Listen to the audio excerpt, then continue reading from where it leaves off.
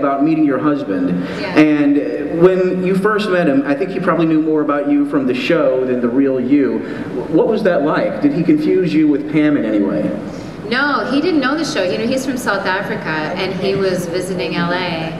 And it was a Pam moment. I had been single for too long. Oh. Yeah, it was too long, and I had had sort of a rough week, and I decided that there were two things that were pleasant to think about. I wanted to get a tattoo, which I'm still working on, and I wanted to get a date. So I announced that to the universe, and then, you know, nothing happens. You go about your day. And I went to my nutritionist's office, and there was one seat open in the living room. That's third day of Dragon Con. In the waiting room. And there was a CD sitting on it. And so I said, is this, you know, seat taken? Can I sit here? And the lady next to me said, no, you can sit there. And I said, is this your CD? She goes, yes, oh my God, they're amazing. And she went on and on and on. And I wasn't in the mood. And, but she kept talking. I realized I wasn't going to get out of talking to her. So I finally, you know, so what's your name? And I had a conversation about this CD. And eventually I started looking at the photo. And I went, that one's cute. What's his story? And she told me, oh my God, and like, you know, he rides a magic carpet, and he's like 9 feet tall. Like, she clearly had a crush on the guy. But she pretended that she knew him. So I said, well, all right, well, ask that dude if he wants to have coffee with me. And she backpedaled big time. She said, oh, no. Yeah, he has a girlfriend. I said, but you said he was single. Yeah, he smokes. And that is a bummer, but I thought, it's just coffee. And I said, well, it's just coffee. Just ask him if he wants to have coffee. And she said, he's really high maintenance. And that's when I got it. I went, okay, thank you. So I went online to MySpace, and first I went to iTunes, because if the music was bad, deal was off. Right? And they had one video on YouTube.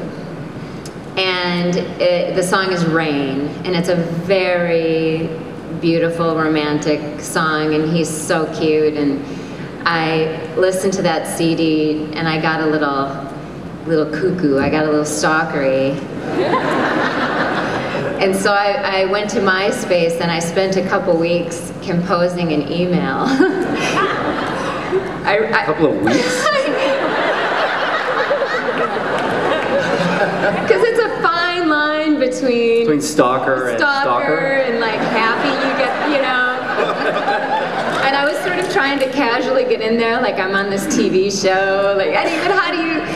So I guess I don't know what I wrote. I'd love to have it now, and because I had no idea I'd be married to the guy, and so then I sent the email, and the band manager wrote me back and said he'll forward it to him.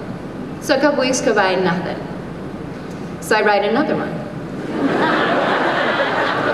like you do, and you know, and I said, is he saying no? Did he not get the email? Or, you know, and the guy wrote me back, and nothing. So I sent another one, because I'm looking at that video on YouTube.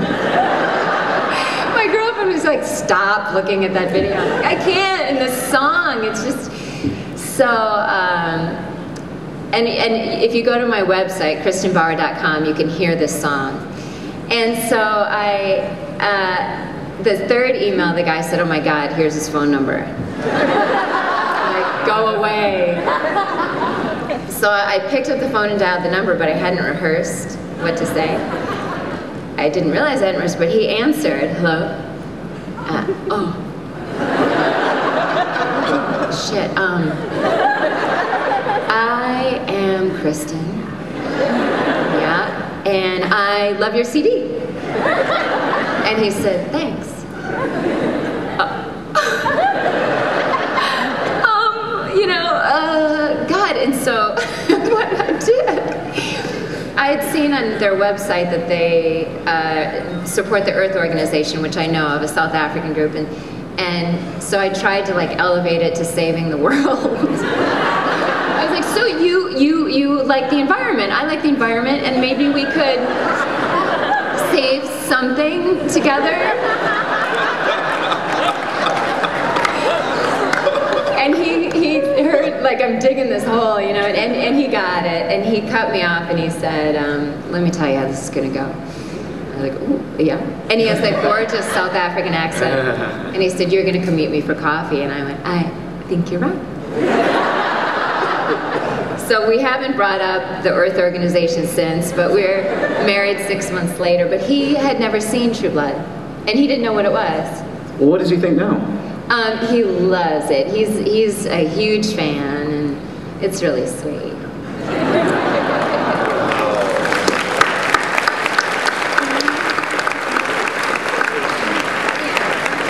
All right, do we have a question from the audience?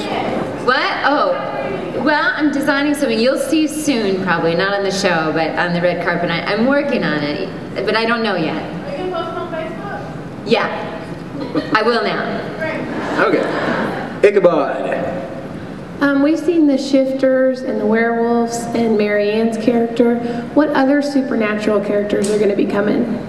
Can you tell us? Yeah, can we say? Do you know? Yeah, because book 4, we're going to get, I think we're going to get, Alan hinted we're going to get some big book 4 stuff, some witches. Yeah. I think there's going to be some witch activity. You'll see a hint in the finale. Reve. Hello. Aside from the story with Alex that you already had said, is there any other bloopers or funny moments that you'd like to share with us? That blooper reel that we had at the rap party. You guys That was funny. Wasn't that funny? We It wish was, you- except I wasn't in it. That's because at you're all. perfect. You're perfect. You're only in it if you mess No, up. I messed up all the time and I wasn't, so I don't like that reel. I'm not into that. Yeah, It's not but a good one. I wish they had. Season 2 and 1 are really good blooper reels, but the third one's no good. I wasn't in season 1 and 2, so I don't remember those bloopers. Ichabod. This question is for Nelson. I hear, I've read that you went to Juilliard School, and I'm curious, first, if that's true. Second, how that prepared you for the roles that you've played since then. Yes, that's true. Juilliard showed me how to be a disciplined actor and exactly how to prepare for a role and how to read a script. So it gave me an education and a process whereby I probably would not be a sustainable actor without it.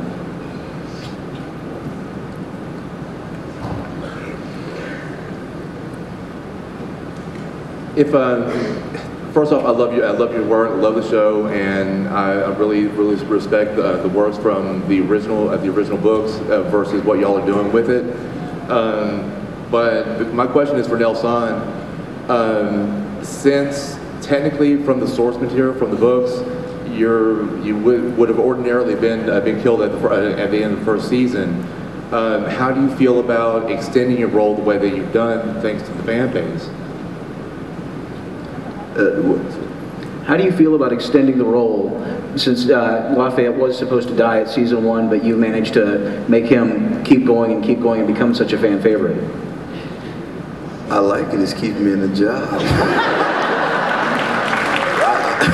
I mean, yeah. Alan actually decided to keep me on before the show came out.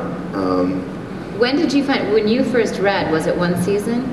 Yeah, when they told me my contract was just for 1 season, and it was a reoccurring at first. After the pilot, he changed it to a regular. Wow. And then decided to keep my character on, having not told me. Yeah, I was about to say, because I remember going into the last couple episodes of the first season, you were like, I don't know if I'm coming back, Sam. I don't know.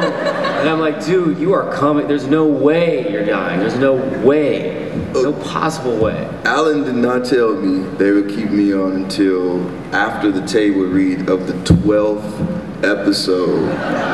Yeah, he waited. I was like, and then it was so cavalier. He's like, oh, you know we're not killing you, right? I was like, no, but thanks. Thank you. All right, next question. We all know that the writing is genius on True Blood, but I want to know from each of you which one of your characters' lines are your favorite to date. Smite me, Emmer Effer.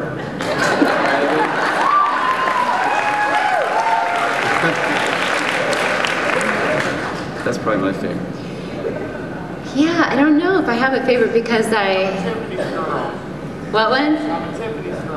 I'm a Tiffany's girl. See, I almost, you know, I read the line and I think, oh God, that's a great line. And then I go and I shoot it. You know, you say it 100 times in the day.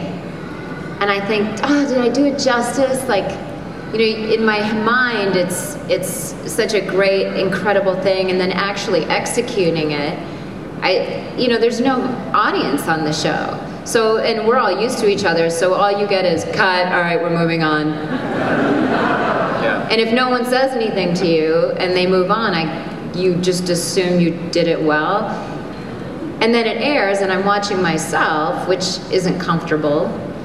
You know, whenever you see yourselves in your videos, your home videos, hear your voice on your answering machine, you're like, oh God, you know, you don't know really what you look like or sound like. So then I come here and I go, oh, I guess my favorite is blah, blah, vampire emergency, blah.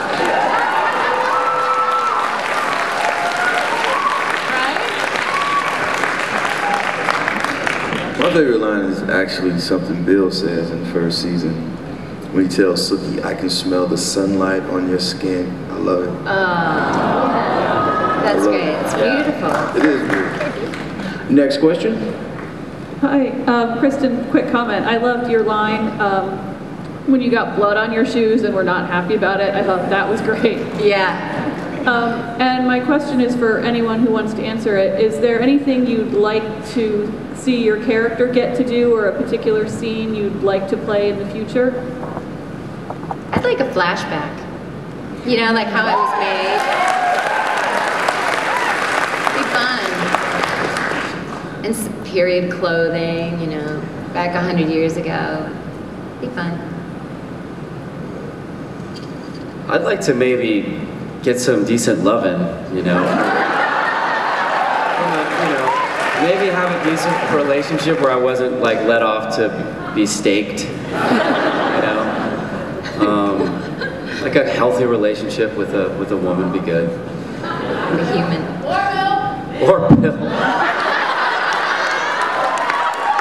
Yeah, we really didn't consummate anything in the the hotel room. You gotta watch what you ask for, Sam. I never went to the shower. I woke Right? up. Yeah. That might be your healthy relationship next year. You never know on this show.